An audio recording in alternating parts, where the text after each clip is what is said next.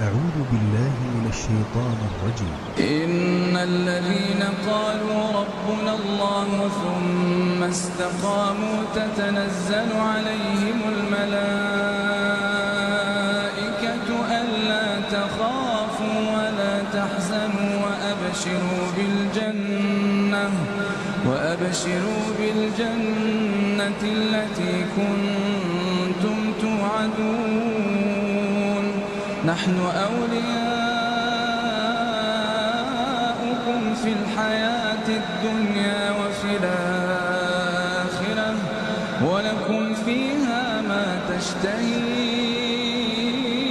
أنفسكم ولكم فيها ما تدعون نزلا من غفور رحيم. ومن أحسن قولا ممن دعا إلى الله وعمل صالحا وقال إنني من المسلمين.